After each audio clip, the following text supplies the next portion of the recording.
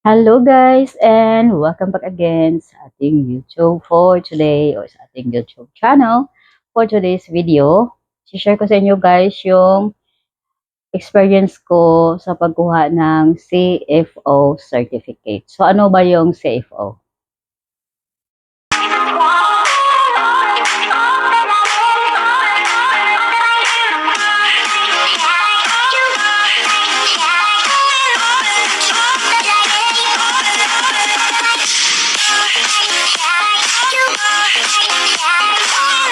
Hello guys and welcome back again sa ating YouTube channel. For today's video, share ko sa inyo guys yung aking experience sa pagkuha ng CFO.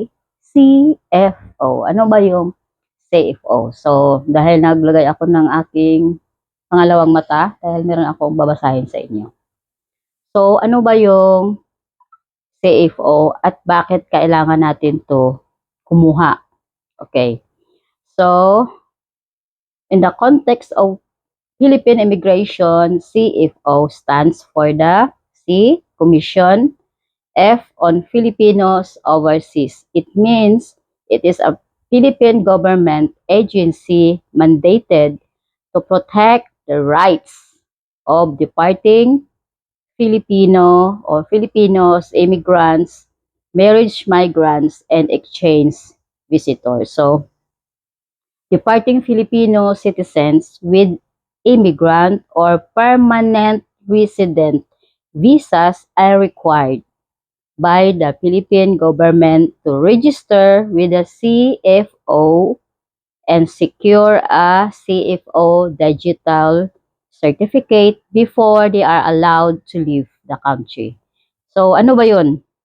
So, ito yung agency na responsible na mag-cater sa atin ng mga may balak lumipad. Lumipad, parang ano lang, aswang. May balak pumunta ng ibang bansa. Ito ba ay work? Ito ba ay migration? It means migration is kung ikaw ay mayroong partner or kinasal sa isang foreign national sa country nila. So, kailangan natin ng CFO.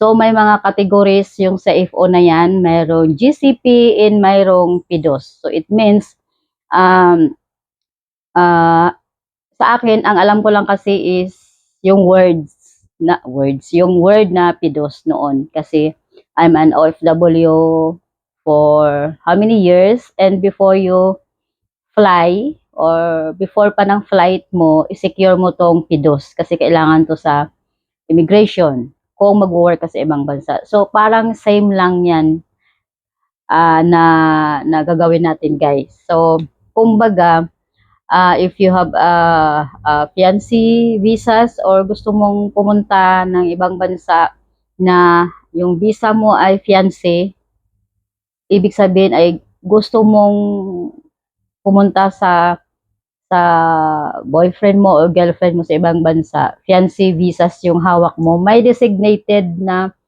seminar or counseling kang pupuntahan. And sa amin na kinasal sa foreign national ay tinatawag na GCP. So ano siya guys, naka-categorize. So kung pumunta ka ng ibang bansa as au pair or magwo-work ka doon, mayroon ka ring seminar o counseling na pupuntahan, and you need to secure this certificate dahil kailangan ito sa immigration. So, in short, ito ay requirements bago lumipad ng ibang bansa kasi ito yung hahanapin ng immigration officer. So, ito din yung dahilan na na-offload pala yung mga gustong magbiyahe kahit mayroon ng visas o mayroon ng mga uh, in-approve na visa ng mga embassies, yan, kasi marami. So, ito yung isang requirements na misplace natin, hindi natin alam, hindi natin napag-usapan. Kasi yung sa isip lang natin ay once na may visa na tayo ay pwede na tayo mag-book ng ticket at pwede na tayong lumipad. But you must check on your embassy or your embassies kung saan kayo pupunta. I-check nyo kung required ba yung kuha ka ng CFO certificate or kailangan mo ng counseling. So, kung ikaw ay isang tourist na magbibisita lang sa ibang bansa, so ito ay hindi mo kailangan. At kung ikaw lang ay visit visa lang yung hawak mo, ito ay hindi mo rin kailangan. So, specifically or ito ay kailangan lang ng mga may asawa ng foreigner, magpapakasal sa ibang bansa, and mayroong partner na andoon na nakatira sa ibang bansa at gusto kanya kuhanin, yung ganun, parang mag-reunite ka na or FRB visa. So, yung i-share ko dito ay based lang sa na-experience ko dahil ako ay FRB visa D yung aking visa. So, I need or I must talaga na kumuha ako ng CFO certificate. So, ano ba yung requirements at ano yung dapat natin gawin?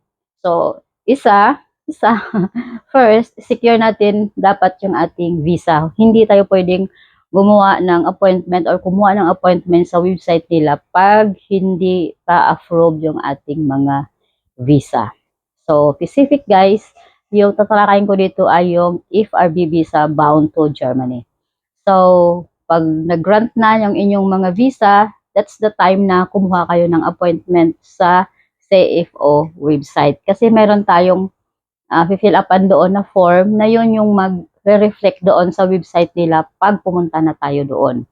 So, after na ando na sa mga kamay natin yung ating passport, of course, kasi yung passport natin doon nakalagay yung ating visa, gumawa na tayo o kumuha na tayo ng appointment as soon as possible kasi wala naman tong expiration para malaman natin kung meron pang further requirements na wala sa ating mga kamay kasi some of the counselor o yung magsiseminar sa bawat designated na rooms ay may kanya-kanyang pag-i-interview sa bawat isa. So, kailangan secure na natin yan ng maaga. So, much better advice ko sa mga kailangan ng CFO, you must book your appointment early para kung mayroon pa tayong mga kulang, may time pa tayong gumawa ng mga kaparaanan, sabay ganun.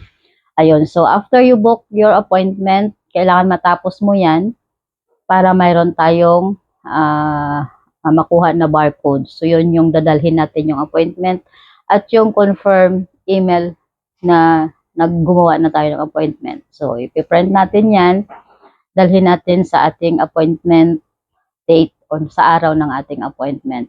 So ano ba yung mga kailangan? Yung, kung ano yung pinasa natin sa embassy, yun yung ating dadalhin. At huwag tayo overreact sa mga napapanood natin minsan sa mga vlogs kasi minsan may mga na-overwhelm tayo sa mga requirements kasi guys, kanya-kanya tayong bansa ang pupuntahan at kanya-kanya din counselor na nag-interview sa atin at kanya-kanya din yung mga documents ang inaas sa bawat isa. Hindi tayo pare-pareho kasi iba yung visa na hinawakan nila, iba rin yung visa mo. So, ito ay iba-iba. So, wag mong gayahin kung ano yung hiningi nung isa o wag mong sabihin, ay kasi sabi nung isa, kailangan ng ganito, ganyan. So, individual, bawat isa, mayroong kanya-kanyang requirements na hinihingi at kanya-kanyang documents na hinihingi yung counselor. Depende din yun sa bansa kung saan tayo pupunta. Ayan, so, kailanganin natin mayroong extra na valid ID kasi iiwan natin yan sa baba. So, most dito sa Manila, yung CFO building ay matatagpuan. Sabi ganun matatagpuan or sa Next Gen building, 9th floor. So, yun, dalhin nyo yung inyong mga requirements, basic na requirements na pinadala nyo doon sa embassy nyo, yun yung dadalhin nyo. And magdala kayo ng extra na valid ID. Ano ba yung valid ID? Valid ID, yung ating passport, yung ating SSS ID, yung ating national ID, PhilHealth ID, Pag-ibig ID. Ano pa yung ID? Kung wala kayong ID, NBI. So, I think kasama siya na maipakita mo na mayroon kang ID. Pag wala ka talagang mag-government IDs. Kasi alam natin yung iba, walang mga SSS ID, walang Pag-ibig ID, So, pwede tayo kumuha ng NBI. So, prepare na natin guys ahead of time para hindi tayo magahol sa oras. So, yun, dadalhin natin and note, kailangan natin magsuot ng proper attire. So, bawal ang sleeveless, bawal ang short, bawal ang chinelas. So, kailangan mayroong ganito, may manggas. And then, huwag sexy, huwag maiksi na above the knee. So, kailangan naka-pants or naka-palda or naka-skirt ng mahaba. So, proper attire. Alam na natin yung proper attire. At bawal yung chinelas. So, ano ba yung unang steps pagpasok natin ng CFO? So, yun yung tatalakayin natin in my next video.